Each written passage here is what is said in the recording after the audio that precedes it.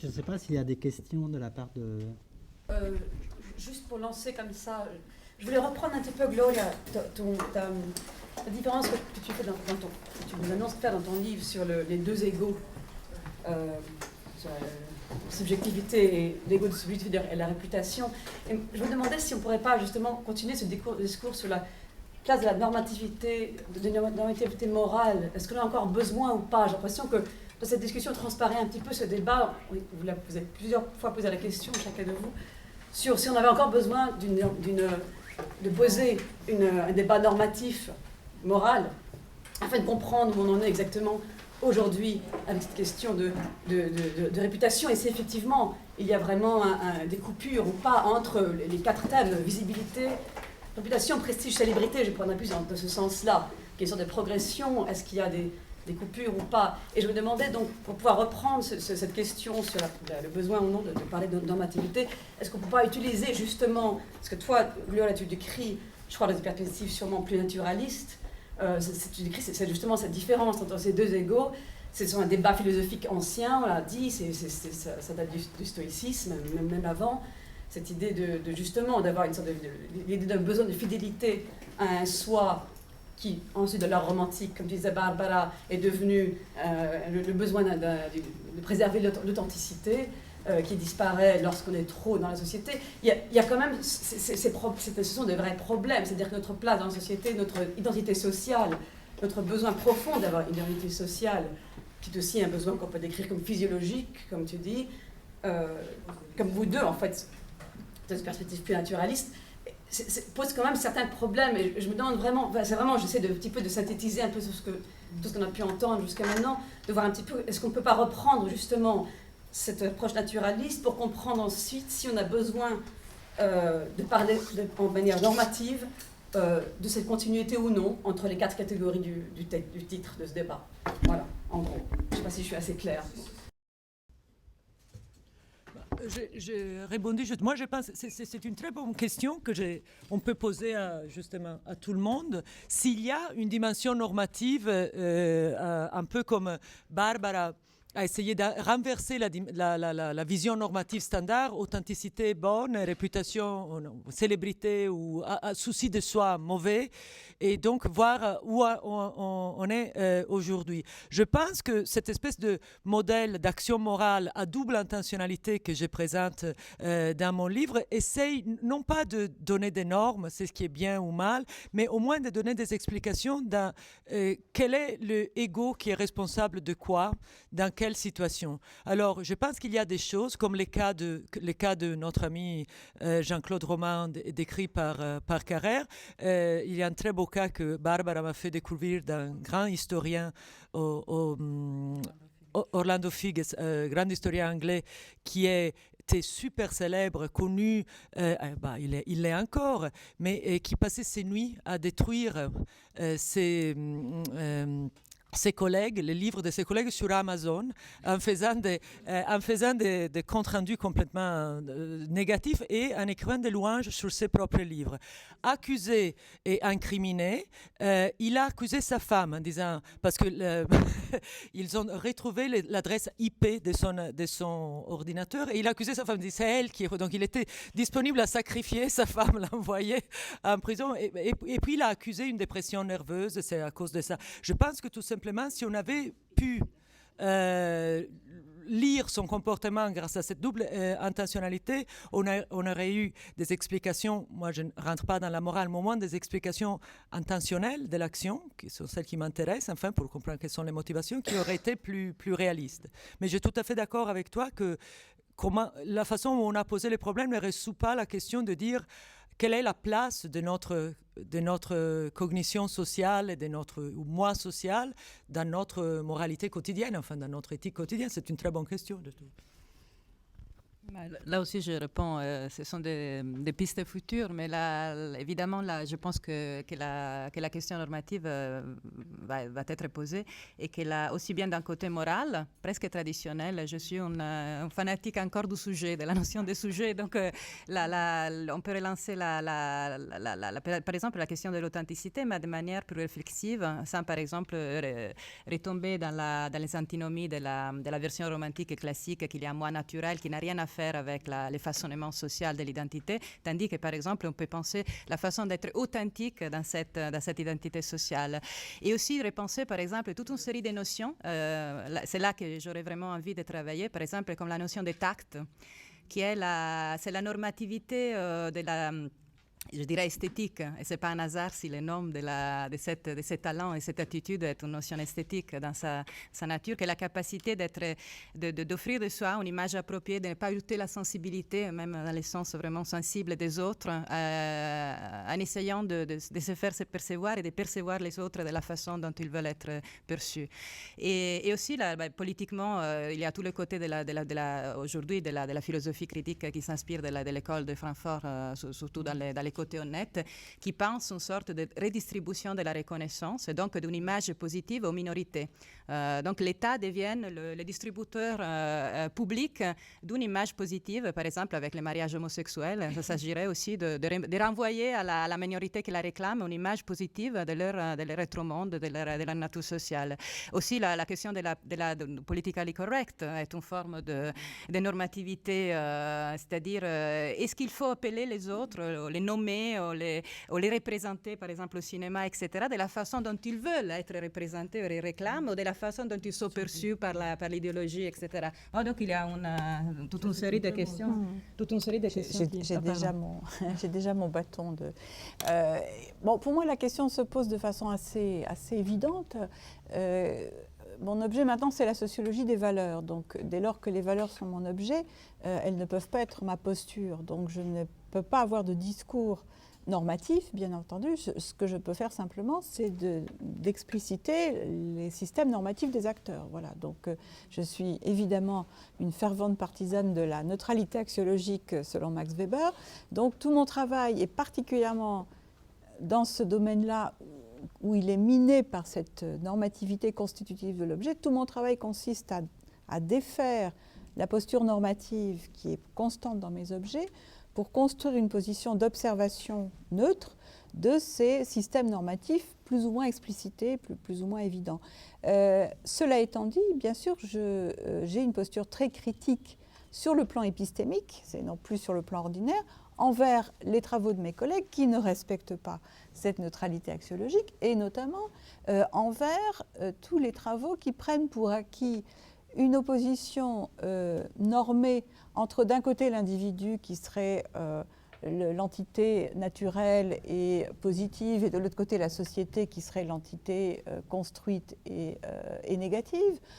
Conception extraordinairement présente aujourd'hui via le constructivisme social qui a donné une sorte d'ampleur énorme à ce qui apparaît aujourd'hui comme une sorte de conquête des sciences sociales, mais qui me semble être plutôt une sorte de régression normative dans l'idée que les seules entités légitimes et nécessaires seraient des entités naturelles et que dès lors qu'elles seraient socialement construites, elles seraient arbitraires et donc modifiables à volonté, qui me paraît être le discours postmoderne basique sur lequel s'ancrent immédiatement des revendications politiques que vous connaissez bien.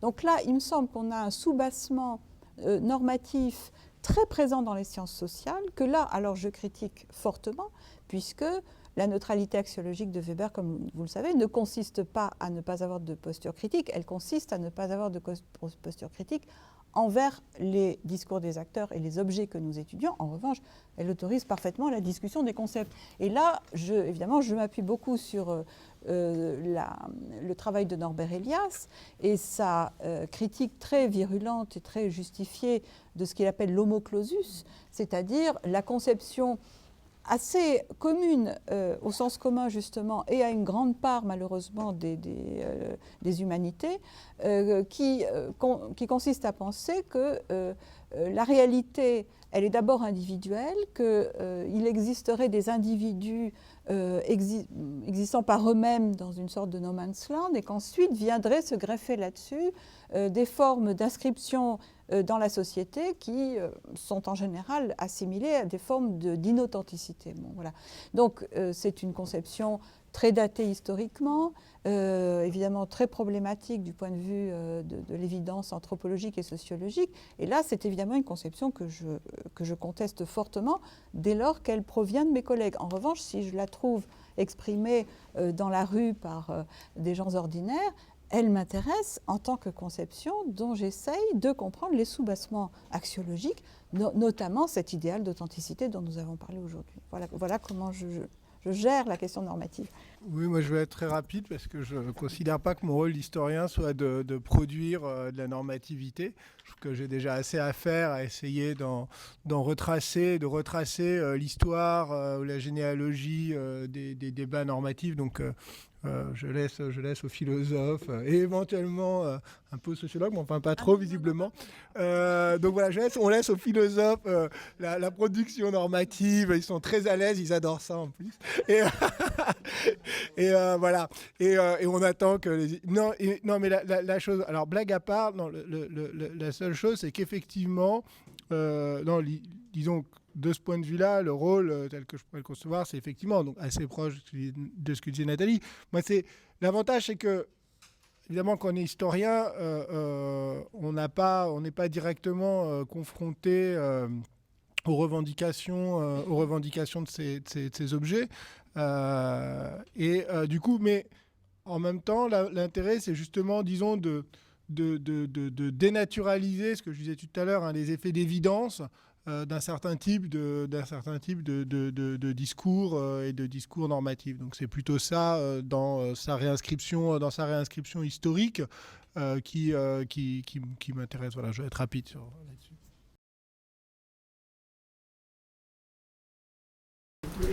Je suis psychologue et je suis frappé par le fait que, et je crois que ça revient à ce que vous avez soulevé, c'est le fait qu'il y a tout un pan psychologique que vous ne traitez pas. C'est le besoin d'être admiré. C'est-à-dire qu'il faut renverser aussi, c'est pas seulement qu'est-ce que le phénomène de la gloire, de la réputation, etc., mais c'est la construction de la réputation et c'est l'individu qui se construit une réputation pour être admiré et générer des affiliations avec autrui. Juste, je vois ça, si vous regardez les enfants, comme ils développent l'ensemble de la réputation, tout tourne autour d'essayer de capturer et de contrôler le regard d'autrui sur soi. Donc, ça, c'est une autre façon aussi de naturaliser et peut-être de créer des normes par rapport à l'émergence de la réputation. C'est ce que Todorov montre très bien dans La vie commune, que c'est avant tout le besoin du regard d'autrui qui constitue le petit être humain. Voilà, on est exactement dans les mêmes idées. Je vais venir là-dessus parce que je pense que c'est évidemment tout à fait juste et en même temps, ce qui est important là, c'est de spécifier les catégories parce que là, vous êtes passé de admiration, besoin d'être admiré à besoin de capter le regard d'autrui. Là, ce qui a été repris, c'est le regard d'autrui. Vous avez dit admiration et construire sa réputation, être attentif à sa réputation. Mais en fait, ce sont des choses, quand même, à mon avis, il faut avoir des catégories un peu spécifiées parce que sinon, moi, c'est ça qui m'inquiète, c'est quand on utilise comme synonyme admiration, reconnaissance, réputation, regard des autres. Ce sont en fait des choses très différentes. Par exemple, il y a plein de manières de capter le regard d'autrui, justement en détruisant sa réputation au sens ou de l'admiration qu'on peut susciter. Alors, vous parliez des enfants, mais enfin, comme vous savez bien, alors moi, je ne suis pas psychologue, mais enfin, j'ai des enfants et je sais que ce qu'ils adorent faire, c'est, comme on disait autrefois, faire son intéressant, c'est-à-dire justement capter l'intérêt de l'autre en faisant des bêtises. Donc, c'est un truc intéressant parce que la célébrité repose beaucoup là-dessus. Par exemple, la célébrité, elle repose beaucoup sur le scandale. Par exemple, pour être très célèbre, en général, il faut mieux pas trop susciter l'admiration. Hein, l'admiration, c'est encore autre chose, parce que par exemple, on suscite l'admiration des pairs, ça c'est très bien pour avoir une réputation dans un milieu relativement restreint, qui peut être se transformera en gloire dans très longtemps, on ne sait jamais, mais enfin qui a peu de chances de susciter la célébrité. Et elle repose beaucoup plus sur des phénomènes, par exemple, voilà, donc de scandales, de controverses, qui suscitent l'intérêt, qui va capter l'intérêt d'un public, mais au risque justement de détruire des phénomènes d'admiration ou des phénomènes de réputation à l'intérieur d'espaces de référence. Donc je pense que là on a quand même intérêt à préciser en fait, et c'est peut-être un des reproches moi, que je faisais aux théories de la reconnaissance, mais c'est un peu ce que tu disais aussi tout à l'heure en disant il y a la face plus obscure, la face plus rose, etc. Dans cette idée de ne pas mettre pas mettre tout dans cette idée de susciter la reconnaissance, l'admiration, le regard des autres, etc. Donc, pour rétablir les réputations, la redistribution de la reconnaissance, Philippe Rochat est le plus grand spécialiste psychologue de la construction, de l'ontogenèse du moi social, enfin de la réputation. Élève de Piaget, il enseigne aujourd'hui à Emory University Atlanta. Et donc, il a contribué aussi à ce volume sur la réputation. Ça fait partie de la conférence. Il est l'autorité. Donc, en fait, son autorité augmente, je ne sais pas, ou la mienne, je ne sais pas, peut-être c'est plutôt dans le. Voilà. De toute façon, c'est ce que je voulais dire. C'est très intéressant ce que tu dis sur la célébrité comme violation des règles. Disons, violation du conformisme. Enfin, le conformisme te fait gagner la réputation, mais jusqu'à. Si tu veux aller au-delà, tu dois, disons, violer aussi, être capable de violer, même en restant peut-être dans quelque chose qui est lisible ou perceptible. Ça, c'est un mécanisme très important. Et voilà, exactement. Et je pense que même dans la définition des gloires, il y a quelque chose de ce type-là. Il y a une vraie différence entre la gloire et la réputation. Disons, avoir une bonne réputation, c'est d'une certaine façon aussi se conformer à l'idée que les autres se sont fait de nous, que nous voulons, disons, satisfaire. La gloire, et on la ressent quand on est capable, quand on se rend compte que les autres ont accepté l'idée de nous que nous voulions leur faire accepter, que c'était tellement difficile à faire passer, qui crée tellement de frustration. Parce que vous pouvez être apprécié pour des choses qui ne sont pas celles pour lesquelles vous vouliez être apprécié. Et donc, il y a un vrai sentiment de triomphe qu'on peut même avoir eu dans sa propre vie quand vous arrivez enfin à vous faire apprécier pour ce que vous vouliez que les autres voient. Et je pense que tous ces mécanismes sont très différents. Enfin, et on peut, de ce point de vue-là, je pense, opposer à, disons, une ancienne mode de fonctionnement lié au village, où la bonne réputation consistait à ne pas faire parler de soi, et puis une réputation d'aujourd'hui liée évidemment aux nouvelles formes de la célébrité et de la visibilité, où au contraire la réputation est liée, comme le disait Antoine, aux scandales, aux faits divers, etc. Et là, je pense qu'il y aurait un beau travail à faire sur ces deux polarités de la bonne réputation, l'une dans la conformité la plus grande, donc dans l'invisibilité, si on veut dire, et l'autre, au contraire, dans une non-conformité engendrant une forte visibilité. Moi aussi, j'ajoute quelque chose. Merci à Philippe d'avoir posé ces questions parce que je pense qu'il faudrait... J'avais même écrit un petit article programmatique là-dessus, faire une sorte de traité de formes de reconnaissance pour analytique, qui, tout en partant d'une sorte de grammaire commune, l'idée que l'être humain est forcément intéressé à l'estime, à l'opinion des autres, commence à faire des distinctions analytiques aussi bien psychologiques qu'historiques, parce qu'il y a aussi des formes de reconnaissance qui se sont présentés à certains moments dans le passé, qui ont disparu, et des autres qui, par contre, ont une forme de longue durée qui peut-être s'est aussi transformée dans le temps, et psychologique. Donc, pour commencer la liste, on pourrait vraiment la continuer tous ensemble. Il y a évidemment, par exemple, les besoins d'amour qui passent par le physique, ce que les autres formes de reconnaissance ne font pas forcément, c'est-à-dire par des attestations qui sont aussi physiques, qui passent par le corps et par les caresses, par exemple, de la mère à son fils, etc. Il y a aussi il a les besoins d'estime qui est plutôt normatif. Hein. C'est l'idée d'être, comme Gloria vient de le dire, d'être évalué, estimé par sa propre valeur. Il y a aussi le besoin d'être remarqué, qui est une forme plus liée à la visibilité et qui peut aussi se traduire dans les formes négatives qui sont typiques aussi bien des enfants que des rebelles. L'idée des contestataires, qui s'est fait... Rousseau était un cas exemplaire de ce genre de comportement, c'est-à-dire contester tout en multipliant les formes de présence dans l'espace public et aussi sa différence, donc aussi de la façon, par exemple, de s'habiller ou de se présenter. Il y a les besoins d'admiration, la gloire qui est liée, les besoins de gloire qui est lié aussi à la performance et avec cette connotation possible politique, etc. Donc on pourrait vraiment, et ça serait très important pour rendre le discours qui risque sinon d'être un peu générique, plus concret et plus adapté aussi à sa déclination dans les différents domaines, aussi bien normatifs, etc. Donc, merci. Il y a une autre question. Moi, j'ai une question qui se rattache justement à cette dernière réponse, parce qu'il me paraît très intéressant de différencier les besoins de reconnaissance en fait, et aussi en fait, les différents phénomènes que chacun d'entre vous étudie. Et je me demandais, en fait, en réfléchissant aussi à ce que Barbara vient de dire, si cette échelle en fait, graduelle des différents besoins n'est aussi pas la cause de certains malaises qu'on lit au phénomène de la reconnaissance qui sont en fait interprétables comme conflit entre ces besoins.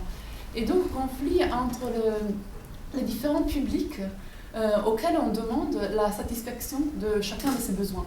Et alors je me demande si aussi en fait la grande ennemie de la visibilité, de la célébrité, de la réputation et du prestige, c'est-à-dire l'authenticité, le moi, l'ego qui est le plus privé, n'est pas en fait un faux ennemi, en disant que si on imagine ce désir de reconnaissance comme quelque chose qui rassemble à un universel anthropologique, est-ce que, et je pense à toutes les critiques romantiques au nom de l'authenticité, est-ce que ces critiques-là ne se rattachent pas au besoin de trouver un public conforme à son propre désir d'authenticité? C'est-à-dire Rousseau, il dit ce public n'est pas le public qui pourrait m'apprécier, et alors il pense aux Spartans et à d'autres, ou bien la République des lettres, essaye de construire des sphères de reconnaissance idéale.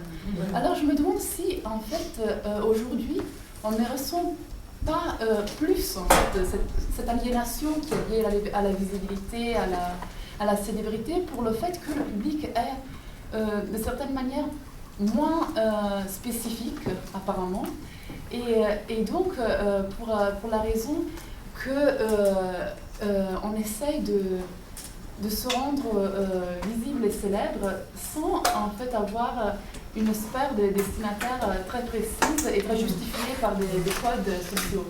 Et j'ai une dernière question qui se rattache à celle-là et qui a à voir avec la spécificité voilà, de la célébrité et donc du phénomène qui est peut-être le plus imposant aujourd'hui, et c'est aussi en fait paradoxalement celui des revues People, des magazines People, qui nous fait sourire tous dans cette salle, parce qu'en fait on est un peu embarrassé si on s'intéresse, et évidemment on n'inspire pas à y figurer, ou peut-être oui mais on ne le dit pas. Et alors en fait je me demande si cette tension entre la distance et l'identification dont vous parliez tout à l'heure n'a pas quelque chose de fascinant à niveau aussi de narration qui entretient le magazine People. Et je pensais alors au stylème, en fait, à la figure littéraire du typique. Est-ce que ce qui est recherché par nous en tant que public des revues People n'est pas quelque chose qui a à voir avec la grande figure du typique du roman réaliste, c'est-à-dire quelque chose d'exceptionnel parce qu'il incarne un modèle que chacun essaie de voir auprès de soi, dans ses cercles de connaissances, mais que seulement certains individus incarnent parfaitement.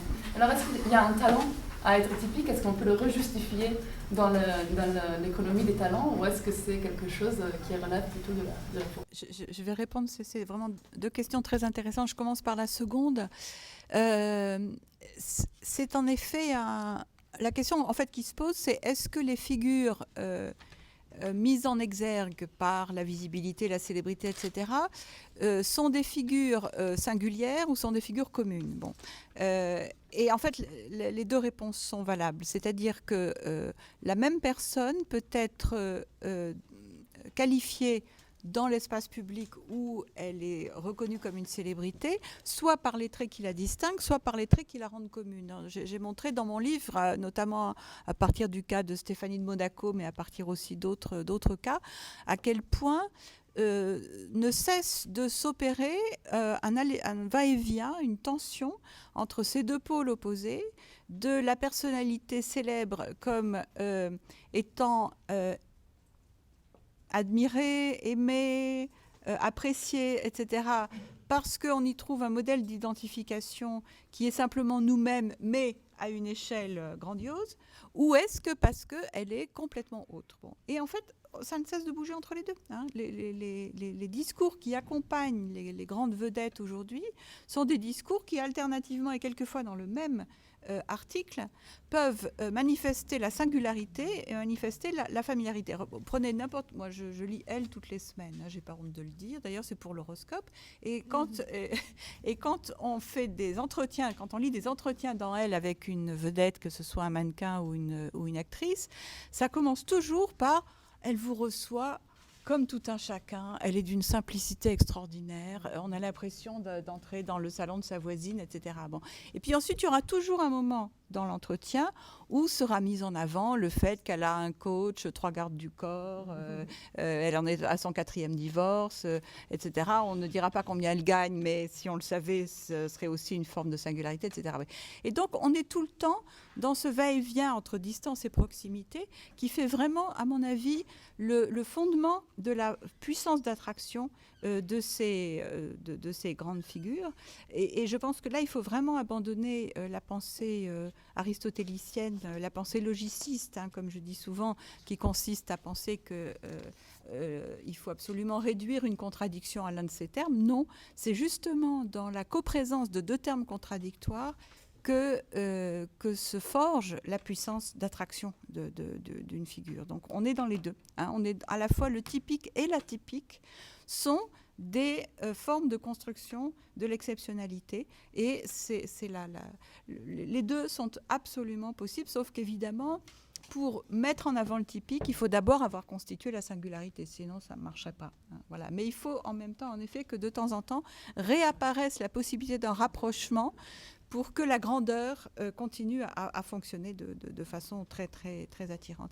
Et pour répondre à votre première question, qui est aussi très, très pertinente, en effet, le problème est celui des sphères de reconnaissance. Nous le savons tous, puisque...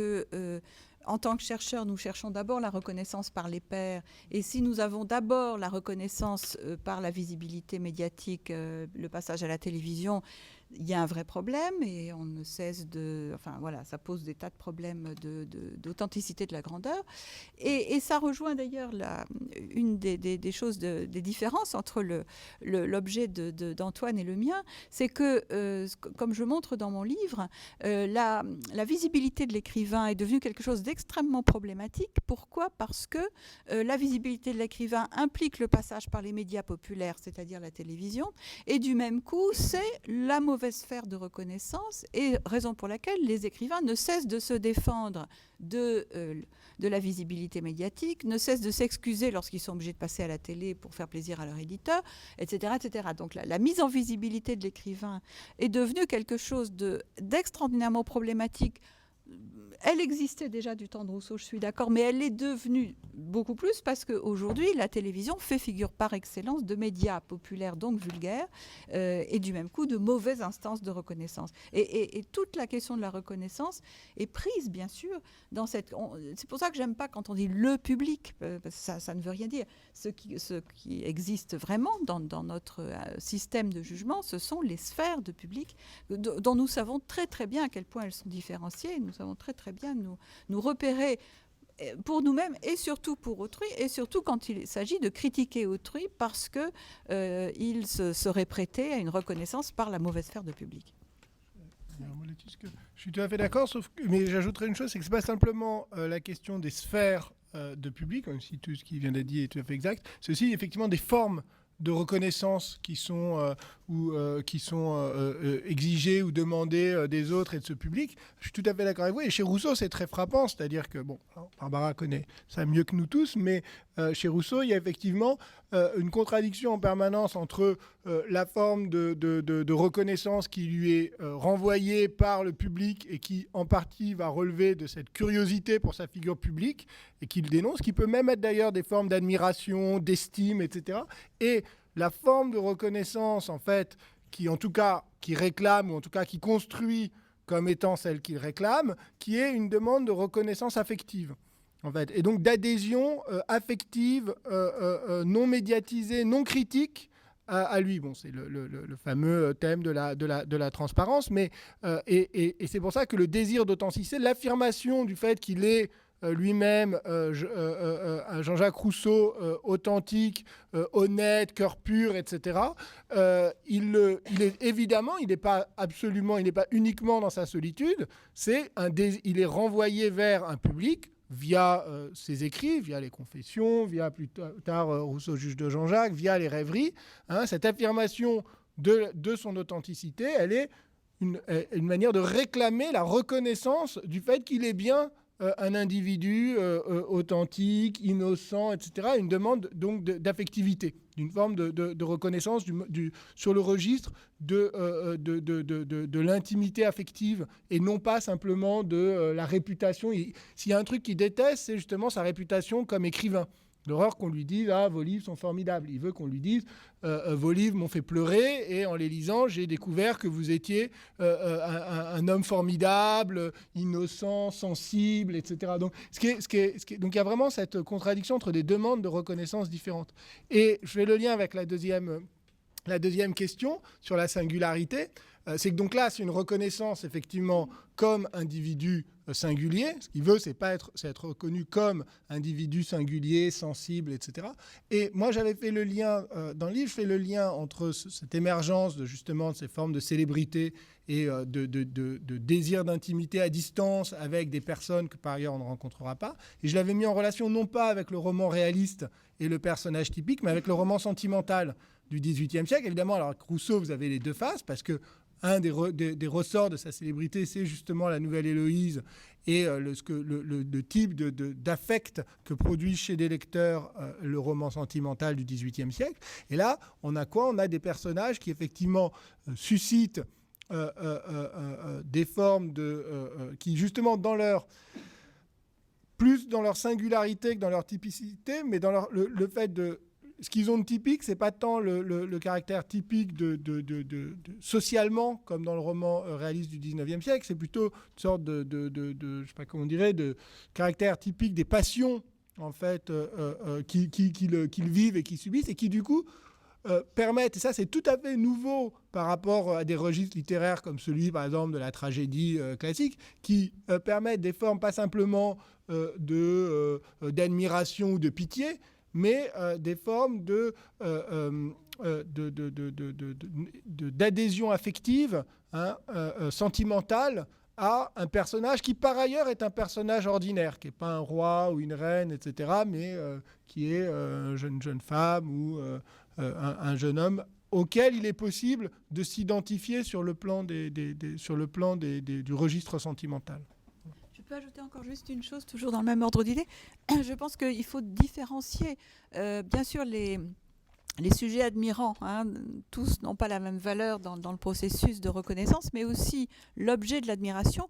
Et dans le cas des écrivains et des auteurs en général, enfin des artistes créateurs, le grand problème aujourd'hui, c'était peut-être moins le cas auparavant, mais aujourd'hui le grand problème, c'est que la personne dans le monde savant est un mauvais objet d'admiration, alors que l'œuvre est un bon objet. J'avais montré ça dans un article qui s'appelait « L'amour de l'art en régime de singularité », où je montrais la constance dans la pensée savante moderne de cette opposition très forte entre, c'est le contre Sainte-Beuve, mais sur l'idée qu'il est légitime d'admirer l'œuvre, mais qu'en revanche, il est illégitime de s'intéresser à la personne, pour toutes sortes de raisons que j'essayais d'élucider dans l'article. Et donc, c'est une des raisons fondamentales du malaise des auteurs face à la visibilité actuelle. C'est pas seulement parce que l'image dans le monde savant est un mauvais conducteur de la grandeur par rapport à d'autres formes, mais aussi parce que la psychologie personnelle est un mauvais conducteur, est un mauvais objet d'admiration par rapport à la grandeur de l'œuvre qui, elle, est le bon objet par excellence. Voilà. En continuant tout à la même discussion, pour ce qui concerne la deuxième question, je suis tout à fait d'accord avec ce que Nathalie et Antoine ont dit. J'ajouterais aussi que dans les livres d'Edgar Morin, Les Stars, il y avait un petit chapitre qui moi, j'avais trouvé très intelligent, même si la chose était présentée de manière un peu rapide, c'est-à-dire l'analogie entre les cultes des stars, sous la notion de culte justement, et la mythologie grecque et aussi le culte des saints. Donc les trois moments dans l'histoire occidentale dans lesquels on a trouvé des figures, des typologies, des figures qui étaient liées en même temps à la représentation d'une qualité morale positive ou aussi négative, on peut trouver dans la mythologie, et qui avait aussi une iconographie très précise, qui est peut-être la piste la plus intéressante à rechercher, parce qu'en lisant des biographies, pour revenir à la question des stars, sur la naissance de stars, par exemple, de Marilyn, on voit comment l'entrée dans les systèmes d'Hollywood coïncidait avec la création de la part de l'industrie cinématographique d'un personnage typique qui était lié d'un côté à la singularité de la personne, surtout sa beauté physique, donc la nécessité d'exalter les traits et de les rendre différents, mais aussi à la construction d'une sorte d'universel concret, un universel singulier qui devait représenter une qualité, peut-être morale, un vice, une vertu, mais aussi quelque chose une qualité personnelle représentée dans son état d'exemplarité. Et donc, je dirais, pour revenir aussi à la question de la normativité, de la dimension normative de notre problème, je pense que la question ouverte reste l'exemplarité morale et pourquoi on s'identifie dans la vie des autres, dans des figures publiques qui nous sont présentées comme exemplaires et qu'est-ce qu'on cherche. Freud l'avait abordé dans son essai sur la psychologie des masses, mais elle est aussi encore ouverte. C'est la raison de qu'est-ce qu'on cherche d'universel dans ces relations à autrui. Et les figures des stars et des vedettes sont très intéressantes parce qu'elles représentent d'un côté quelque chose de très nouveau. C'est pas une moralité au sens classique dans laquelle l'éthos de la communauté, mais en même temps, ça reprend des continuités qui peuvent être retracées dans la tradition. Et une petite remarque pour ce qui concerne la question de l'évaluation et aussi des cercles de reconnaissance. Il faudrait toujours aussi s'interroger sur d'un côté les critères par lesquels on évalue et aussi la compétence du public, parce que c'est ça le grand problème. Parce qu'on le voit par exemple très bien avec la question de l'artiste commercial ou véritable.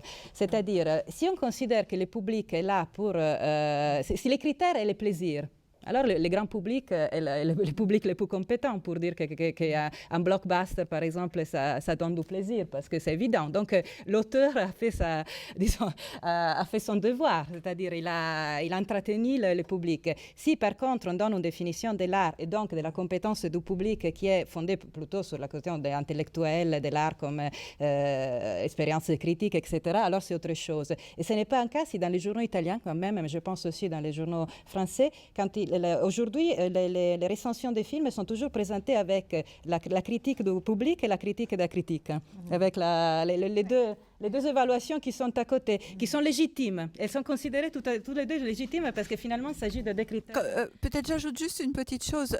Alan Bowness, qui est un historien d'art anglais, a fait un petit livre très intéressant sur les cercles de reconnaissance où il formalise parfaitement cette question-là en montrant comment le quatrième cercle, celui du grand public, est évidemment le moins compétent, le plus tardif et le plus large par rapport au premier cercle qui est celui des pairs, puis les deux autres cercles, enfin je ne précise pas, mais bon, tout ça a été quand même pas mal formalisé et je ne pense pas qu'il y ait quand même une égalité, enfin tout dépend des destinataires de ces critiques, hein, mais il n'y a pas forcément d'égalisation entre... Le conflit reconnu. Voilà, le conflit est reconnu. Juste pour pour revenir à la question précédente, dans la question de la familiarité, je crois que la souffrance est un topos fondamental de typification et de familiarisation qui nous renvoie évidemment à la question du culte des saints, mais ce n'est pas un hasard si les stars souffrantes sont un topos aussi répandu. D'abord parce que, évidemment, ça permet une identification, mais aussi et surtout, je pense que c'est une très bonne, très économique gestion de la question de l'envie, puisque tout écart de grandeur peut se gérer soit par l'admiration, soit par l'envie, et que du même coup, et la tension, l'ambivalence est perpétuelle, hein, c'est ce que j'avais montré dans l'épreuve de la grandeur, et du même coup, une star souffrante est une star qui enfin nous permet de formaliser notre désir qu'elle en crève, hein, qu'elle soit punie d'être plus grande que nous, c'est-à-dire l'envie. Voilà. Donc je pense que cette constance du thème et cette jubilation, hein, de la question de la souffrance de la star est absolument, typiquement la concrétisation de la posture envieuse que suscite forcément un écart de grandeur. Je voulais juste ajouter d'abord la question de l'ambivalence. Je pense qu'elle est très bien résumée par la blague de Groucho Marx. Je ne voudrais jamais faire partie d'un club qui accepte comme membre des gens comme moi. Enfin, depuis que je suis à l'école normale supérieure, mon estimation de l'école normale supérieure a baissé beaucoup parce que s'il prend des gens comme moi, ça veut dire que ce n'est pas si sérieux que ça. Et alors, mais à part ça, sur les cercles de reconnaissance, là, je pense que c'est vraiment important de distinguer à ce moment-là, comme suggérait Barbara, entre reconnaissance et visibilité. Parce que clairement, la reconnaissance en général comporte une lutte, c'est un achievement, c'est quelque chose c'est un point de... on arrive à avoir cette reconnaissance et c'est important de l'avoir dans les cercles appropriés. Peut-être dans les phénomènes de visibilité qui ont cet aspect sensible que vous mettez en valeur. Vraiment, on voit cette image parce qu'elle est répétée, magnifiée. Il y a un rapport direct avec des résonances avec cette image qui ne passe pas donc dans la construction par la valeur et par les cercles de reconnaissance. Mais clairement, les deux processus sont très différents. En plus, je pense que quand tu mentionnes Facebook, je pense que même Facebook est un cercle de reconnaissance. C'est pas, vous avez des amis sur Facebook, vous avez une gestion de votre cercle de reconnaissance. Et en fait, on a bien montré que d'ailleurs, les cercles sur Facebook n'est pas très différent par rapport au cercle que vous avez dans la réalité. Enfin, on pense que c'est une grande nouveauté, mais plus ou moins c'est votre réseau social. Et donc, et on est comme, il y a les travaux de Boltanski et Thévenot sur les cités, sur la justification. Ça veut dire, on est dans une société où justement les cercles de reconnaissance sont très bien distincts. Je ne vois pas ce problème. Peut-être justement, c'est typique de la visibilité d'aller au-delà des cercles de reconnaissance parce que l'image de Marilyn Monroe, pour tout le monde peut l'avoir. Mais je pense que peut-être les cercles de reconnaissance ont pris la place de la normativité qu'Emmanuel évoquait. Enfin, pour quelqu'un comme moi qui ne lit pas, j'avoue, je ne lis pas les journaux People et je n'ai pas de télévision chez moi. Vraiment, la plupart des noms que peut-être vous pouvez évoquer des personnes célèbres, je ne sais pas qui ils sont. Enfin, je ne les ai jamais me dire rien. Tandis que un professeur de Princeton, ça me fait rêver, quoi. Enfin, c'est parce que je vis dans un autre cercle de reconnaissance. Donc, je ne sais pas. Je pense que c'est une société. Là, je ne suis pas sociologue, je ne peux pas le dire, mais je dirais qu'on a des cercles de reconnaissance très, très bien définis. Pensez au marché de l'art, que Nathalie a étudié si bien. Enfin, hors du marché de l'art contemporain, dire que les rapports avec l'expérience esthétique est direct, etc., c'est très dur. Si vous avez, bon, je ne sais pas, je voudrais savoir aussi ce que vous avez. Une dernière Marielle. question. Oui, moi j'ai l'impression qu'il y a une différence entre les deux approches historiques, sociologiques et philosophiques qui méritent peut-être d'être mises au jour, enfin qu'on peut peut-être la faire émerger. C'est que il me semble que d'un côté, il y a l'étude explicite et assumée d'une catégorie sociale marquée par des phénomènes de rareté, d'écart de grandeur. Et de l'autre, il y a la tentative de fonder une anthropologie des apparences Et pour moi, je trouve difficile de fonder cette anthropologie sans expliciter vraiment ce mouvement de généralisation de la logique de la célébrité. C'est ce que je perçois un petit peu dans les deux démarches que vous avez proposées, quelque chose comme la transmutation pas tout à fait explicitée de cette logique de la célébrité et d'un certain type de visibilité qui n'est pas vraiment celle que vise Hannah Arendt, enfin qui est, il me semble qu'il y a un effet d'homonymie là dans les deux cas. Et est-ce que pour vous, vous avez l'impression de faire ça, de chercher à fonder anthropologiquement et en chacun de nous, enfin, Gloria ou Barbara, toutes les deux, vous parlez beaucoup plus volontiers avec le nous, justement de l'homme commun, enfin, de celui qui peut se reconnaître dans ce désir-là, alors que vous ne vous êtes pas tellement autorisé ce nous, puisque vous parlez plutôt des publics, des fans, de ceux qui justement sont de l'autre côté d'une barrière qui ne l'est plus dans la mesure où il y a une espèce d'anthropologisation ou de généralisation d'une structure. Enfin voilà, qu'est-ce que ça devient une structure de la rareté lorsqu'elle est pensée comme fondement anthropologique? Parce que pour moi, il y a un vrai phénomène d'homonymie en fait entre la visibilité étudiée d'une part et la visibilité visée d'autre part. Et je trouve qu'il y a un vrai dissensus en fait. Alors, est-ce que vous voulez prouver ce dissensus? Est-ce que vous voulez l'assumer? Est-ce que vous... Voilà. C'est très bien dit, c'est une question qui est très utile pour éclairer certains contrastes et des approches qui sont, comme vous pouvez voir, très très différentes. J'assume complètement une recherche qui a à faire avec les motivations individuelles. Donc ce qui m'intéresse, et je ne sais pas d'ailleurs si c'est pertinent pour la recherche de quelqu'un comme Antoine ou Nathalie, mon travail, sûrement la compréhension de certains mécanismes généraux, par exemple des réseaux sociaux, de comment marchent certains réseaux sociaux avec certaines règles, ça peut être aussi, ça peut informer. Mais de l'autre côté, je pense que dans ma démarche épistémologique, il y a les deux côtés. D'un côté, voir quelles sont les contraintes sociaux sur comment l'image que je gère de moi est distribuée, renvoyée et construite par le monde social. Et de l'autre côté, quelles sont les contraintes cognitives, si tu veux, au niveau individuel, qui me font projeter certaines choses et qui me donnent certaines motivations. Or, si tu veux, je me situe dans un cadre de recherche pour lequel ce que je dis est très nouveau, parce que les motivations qu'on considère, moi je travaille dans un domaine qui est le domaine de la théorie de la rationalité, j'ai travaillé beaucoup dans la théorie des jeux, les motivations qui sont, disons, admises dans ce domaine sont des motivations de type utilitariste, disons.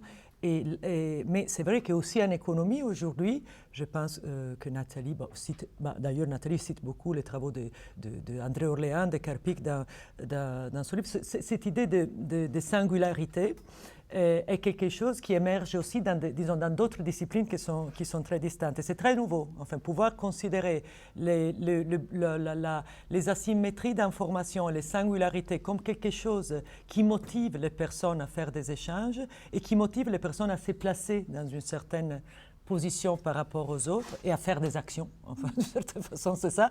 C'est très nouveau. Donc, si tu veux, peut-être tu pourrais dire c'est trop loin pour mettre ensemble ça et les préoccupations. C'est que je revendique le fait que j'ai une explication au niveau individuel, au niveau des motivations individuelles. Ma question ne portait pas sur individu, enfin échelle, ne portait pas sur une question d'échelle, mais plutôt sur une question axiologique et morphologique. C'est-à-dire, il y a le débat sur les valeurs, il change du tout au tout. Si par exemple, on s'interroge sur le caractère dégradé des phénomènes de célébrité, enfin de la représentation dans le discours savant des phénomènes de célébrité dont vous parlez, et le caractère, je pense, pas du tout dégradé des phénomènes dont vous parlez. Enfin, vous parlez des célébrités, vous souhaitez parler de toute autre chose. Et il me semble que le fait de baser une anthropologie de la visibilité sur la logique de la célébrité, j'y vois un vrai problème, j'y vois une décision de valeur considérable et un petit... Mais pourquoi vous dites que je parle de toute autre chose? Enfin, c'est bien sûr, enfin, j'ai dit que j'ai écrit un livre qui s'appelle La réputation, pas la célébrité. Donc, c'est un autre concept. Mais c'est ce qu'on essaye de... Pourquoi on s'est retrouvés ici? On a trouvé qu'on avait des choses à se dire. C'est parce qu'on pense qu'il y a un phénomène commun dans une espèce de... Justement... Dans 2 ou 3 choses fondamentales. Où on met les rôles de relations d'admiration, de déférence, etc., dans un monde qui est normalement décrit comme organisé sur des relations d'échange. Le rôle d'un double, dans l'importance d'un double, qui peut être la figure publique, le double de nous qui pourrait devenir visible, le rôle d'un double. Et comment faire aller ensemble une espèce d'exigence dans nos sociétés, mais qui est d'individuel. On est en train de se transformer dans des sociétés de samouraïs, où ce sont des sociétés très collectivistes, mais où tout le monde veut être le meilleur. Et donc, mais si tu es tout seul, tu n'es pas le meilleur, parce que tu as besoin des autres. Enfin. Donc, il y a cette espèce de homo singularis, enfin, qui veut être le premier chez les autres, mais qui a besoin des autres, qui est très différent par rapport à un individualiste, un homo economicus qui poursuit son intérêt, etc. Je pense avoir compris. C'est-à-dire, peut-être en fait, le plus simple, ce serait de l'adresser à Antoine en disant, serais-tu d'accord pour fonder une anthropologie morale sur la base du phénomène que tu étudies? Où y perçois-tu un phénomène, quelque chose qui est socialement localisé, etc. C'est-à-dire, est-ce que la visibilité dont tu parles, c'est la visibilité... Mais Marielle, c'est comme de dire que si on travaille sur la consommation en anthropologie, on fait l'apologie de la société consommériste. C'est-à-dire... Cette question de l'apologie ou quoi? Mais simplement de... Non, mais je pense avoir compris tout dit. Vous prenez des phénomènes qui sont finalement des phénomènes historiques et vous les posez au centre d'un discours qui a une prétention universelle et qui finit par faire une hypostasie de ce qui était un donné parmi les autres et qui devient central.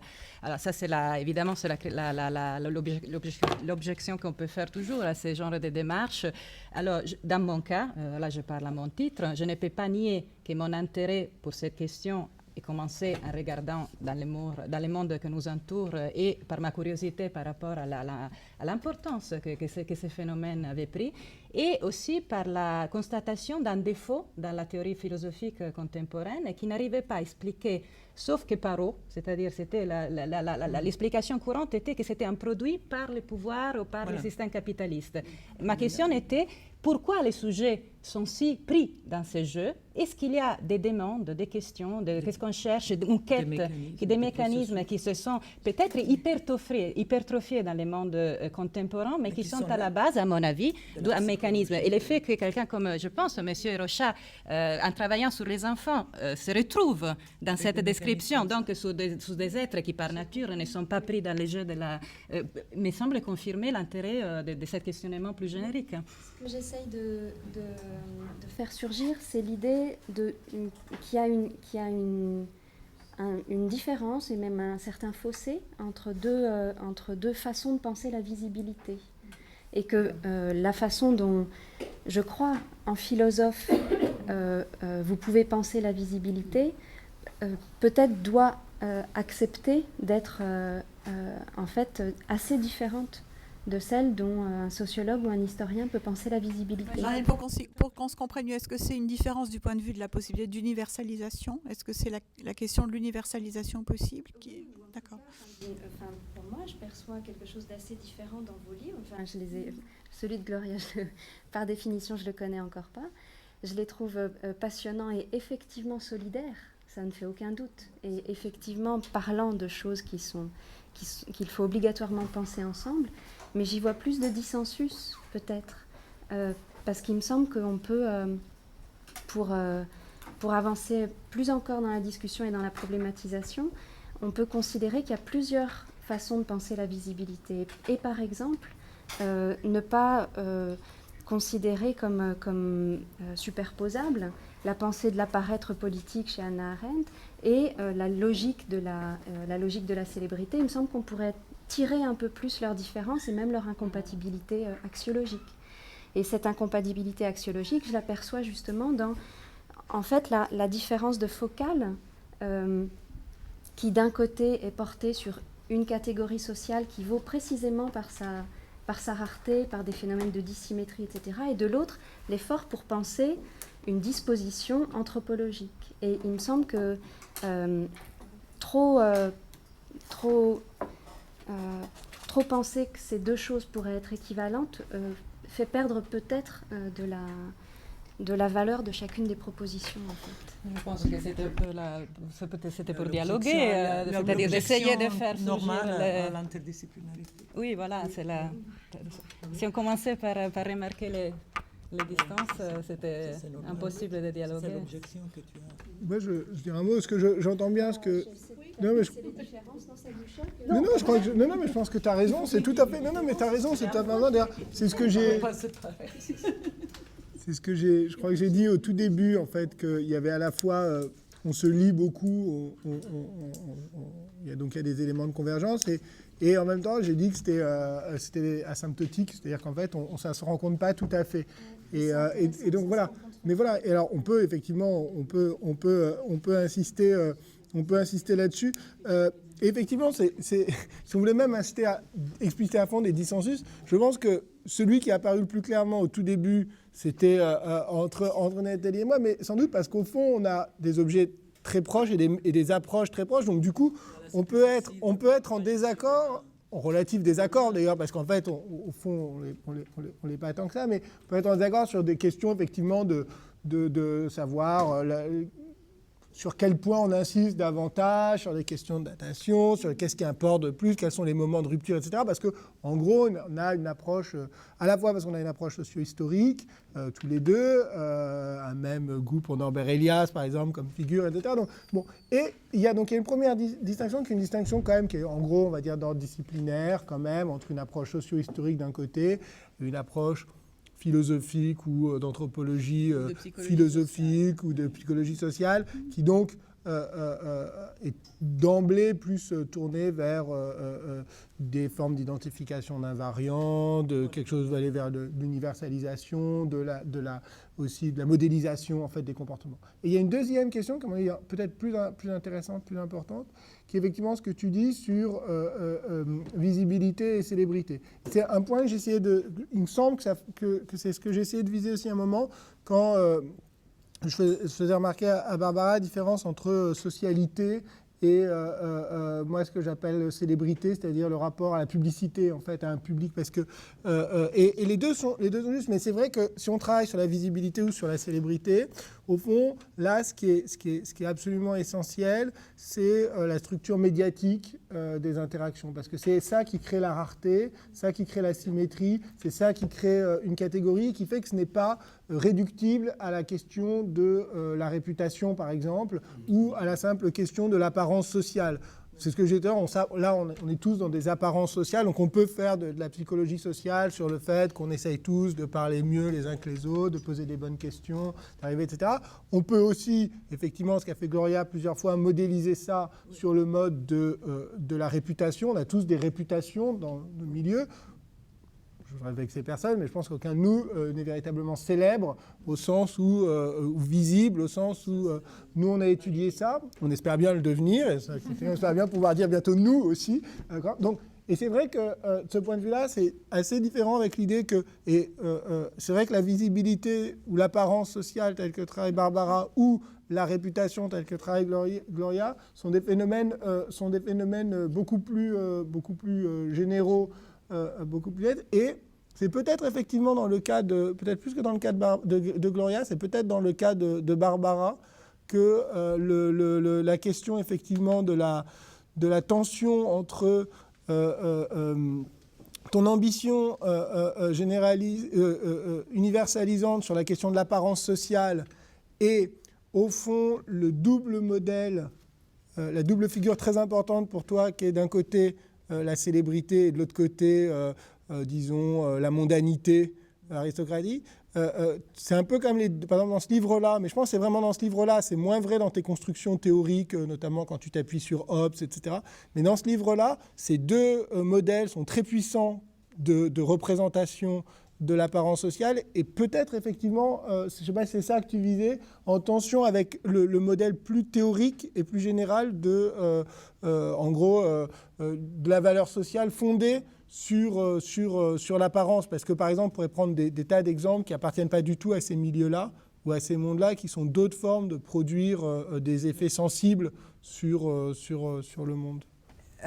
Si j'essaye de retraduire ce que tu dis, bon, il me semble que je pense que ce qui est différent, ce n'est pas tellement nos objets, même si entre célébrité, visibilité, réputation, prestige, gloire, etc., il y a toutes sortes de nuances importantes. Mais il me semble que ce que tu pointes, c'est plutôt une différence de posture par rapport à nos objets. Et je pense qu'on peut penser ces différences de posture de différentes façons. Il y a une première différence qui tient au fait de savoir si, dans nos disciplines, nous cherchons plutôt à mettre en évidence les différences ou à mettre en évidence les ressemblances. Bon. Très classiquement, dès lors qu'on a une perspective socio-historique comme Antoine et moi, on cherche plutôt les différences, les spécificités. Qu'est-ce qui fait que quelque chose émerge à un moment et n'était pas là auparavant. Bon. Alors que vous êtes plus, et c'est logique, dans une recherche des points communs, hein, de ce qui nous rassemble. Et on est plus, en effet, dans voilà, exactement. Voilà. Les deux, à mon avis, sont parfaitement légitimes à condition de suivre la logique spécifique de chacun. On peut aussi mettre cette différence sur le compte d'une différence d'échelle, tout simplement. Est-ce que notre échelle, c'est plutôt de partir de l'expérience individuelle ou est-ce que c'est plutôt de partir de l'état d'une société à un moment donné? Là encore, deux postures parfaitement légitimes l'une et l'autre, à condition d'être dans des méthodologies et dans des problématiques cohérentes avec ces échelles-là. Et puis, la question de la recherche d'universel, et ça je crois que c'est un élément assez fondamental. Là encore, est-ce que nous cherchons plutôt à mettre en évidence des spécificités ou est-ce que nous visons une sorte d'universel anthropologique? On peut parfaitement envisager les deux options. Je dirais que pour ma part, moi ce que je cherche, c'est des phénomènes de moindre variation, non pas des invariants, mais des phénomènes de moindre variation. Je ne crois pas tellement à la recherche d'invariants parce qu'elle implique une croyance dans une forme d'universalité anthropologique qui ne peut relever que de la croyance tant qu'elle n'aura pas été vérifiée et ne sera jamais vérifiée. Je ne crois pas non plus au contraire à une sorte d'éclatement de tous les modèles et d'une prolifération des possibles. Je pense qu'il y a des grandes structurations anthropologiques, mais qui relèvent plutôt donc de moindres variations qui font que plus la structure est générale, moins elle varie. Et que moi, ce qui m'intéresse dans la recherche sociologique, c'est justement de repérer ces phénomènes de moindre variation, qu'on les repère à partir de l'échelle individuelle ou à partir de l'échelle macro, qu'on les repère par la recherche des points communs ou par la recherche des différences, peu importe. Voilà, moi il me semble que, c'est comme ça que je résous cette question de la tension entre spécificité et universalité. Mais je ne sais pas si je réponds vraiment à ta question. Pour expliciter la démarche que j'espérais de proposer, c'était... Moi d'abord, je conçois c'est un dialogue véritable dans lequel les points de vue évidemment varient, mais aussi peut-être on pourrait le penser sous une forme qui... on réfléchit sur une grammaire minimale qui permet aussi, après, d'aborder des phénomènes plus concrets d'un point de vue historique et sociologique sous la forme de continuité. C'est-à-dire la grammaire se décline après. Se décline sous les conditions, par exemple, c'est évident que les médias ont complètement transformé, probablement ont aussi décentré l'importance de certains problèmes. Par exemple, là vraiment c'est un discours que je n'avais pas préparé, donc c'est un peu improvisé. Mais là, si on considère que la question de la reconnaissance et de la quête de reconnaissance et aussi d'une visibilité positive dans l'attention des autres, etc., est une forme universelle, entre guillemets, de la condition humaine. Après, évidemment, dans les conditions historiques différentes, et aussi sous la pression de phénomènes comme les médias, aussi la multiplication de la relation sociale, ou aussi l'émergence, par exemple, de la la vulgarisation aujourd'hui de la visibilité, qui est le grand phénomène aussi qui n'a pas été évoqué, mais qui, à mon avis, a changé un peu le cadre, c'est-à-dire le fait que la visibilité qui était réclamée par les élites dans l'Ancien Régime, aujourd'hui est devenue populaire. Et là, je pense que c'est un des critères qui a complètement bouleversé l'importance de la chose. Et si on considère donc les conditions spécifiques qui transforment cette grammaire, évidemment, même le poids et l'importance d'un phénomène se déplacent et deviennent... On pourrait par exemple penser que aujourd'hui, la quête de reconnaissance et de visibilité est devenue hégémonique dans la structuration de l'ego et du sujet. Et que donc ça change aussi évidemment la question des valeurs et de l'axiologie. Pour ce qui concerne la prétention universaliste de la démarche philosophique, moi, je me contenterai de dire que ça vaut pour le sujet moderne. Je pense que mes recherches, finalement, ont commencé avec l'âge des moralistes et les modèles aussi avec lesquels je me suis confrontée datent de la société des cours, de la société justement mondaine et aussi de la célébrité d'aujourd'hui. Donc, on pourrait dire que c'est une anthropologie philosophique du sujet moderne. Donc, C'est pas cette question disciplinaire qui me pose problème, c'est pas du tout la prétention universaliste. Moi, je suis très reconnaissante justement à tous les efforts d'universalisation. C'est l'élargissement d'un type de morphologie sociale qui me semble identifié à un type de catégorie sociale. Donc l'élargissement de cette morphologie de la célébrité à une compréhension générale du sujet. C'est ça en fait. C'est pas une différence d'échelle où... Mais si on passe à la question de la reconnaissance, on a déjà déplacé la... Je ne comprends pas la question. Je laisse sur ces différents... Je vais clore la séance et je vais remercier tous les 4 intervenants, remercier le public de votre assistance et à la prochaine. Merci beaucoup.